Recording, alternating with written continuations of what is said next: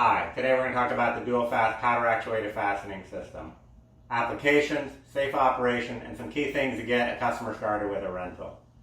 This is a dual fast DF27 semi-automatic 27 caliber strip load tool. What is powder actuated fastening? It's where you employ a gunpowder load to drive a hardened steel pin into concrete or steel. Fast and efficient way to fasten without pre-drilling. Most common applications are wood to concrete, such as sill plate on slab or furring strips on basement walls. Other applications can be electrical boxes or conduit on concrete or drywall track on slab. Again, fast and efficient way to fasten. There's some particular safety requirements around powder actuated fastening, so it's critical that you're familiar with the operator and safety manual. You include this and review it with the customer at the time of rental. Some job sites are regulated and require licensing of operators. The customer can actually review this book, take a small quiz, and mail that in to get licensed. That might not be practical for a short-term rental, but it's critical that the customer takes ownership and responsibility for all the safety requirements in this book, as well as any local ordinances or job site requirements regarding licensing or use of PAT. Let's look at a couple of quick safety best practices. First, on any job site, you'll want to post placards in the area that powder actuated is in use. And of course, personal protective equipment, you'll want hearing protection and eye protection for yourself and for any other bystanders on the job site. Let's talk through operation of the dual fast DF27 tool, as well as load and pin selection. Loads come in 3 powers, green or number 3 generally for softer concrete block or brick, number 4 yellow for most concrete applications and some mild steel, and a number 5 or red is the most powerful load, which would be used for high PSI concrete, older concrete, or a harder or thicker steel application. You always want to start with the lowest load and work your way up until you find the right load that seats the pin in the application. Pins come in both washered and washerless pins. You would pick those based on the application. Generally, washered pins for fastening wood down, so it spreads the load and gets greater holding power on the wood surface. Washerless pins generally used for fastening steel, like conduit boxes or drywall track.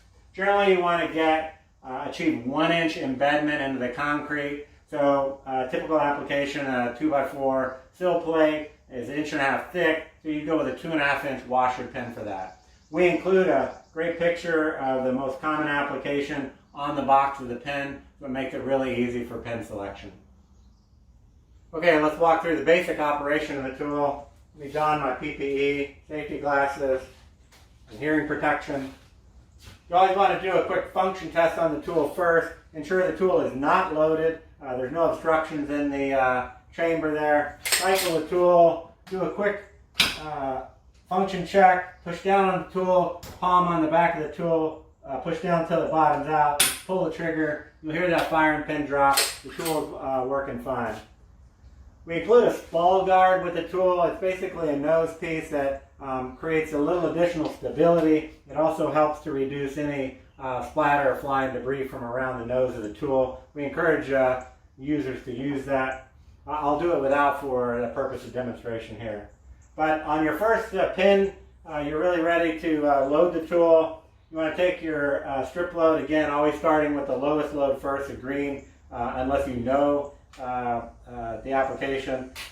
Insert that strip load in until it's flush with the bottom of the tool, and you're ready to fire. This tool is loaded and ready to go. Generally, what you want to do is place the pin where you want to fire it, push down on the back of the tool with a firm palm, and pull the trigger. You can see that with the green load and that soft block on wood, that puts it right flush. At that point, you're really ready to fire again. You simply cycle the tool. That brings the next load up into place. That's why they call it a semi-automatic tool. Put the pin in. Again, try to avoid keeping your hand out in front of the tool or pointing the tool at anybody in the area. Again, respect that this is a fully loaded tool and ready to go. Again, you generally want at least 3-inch difference or spacing in between the loads. Push down on the back of the tool and pull the trigger.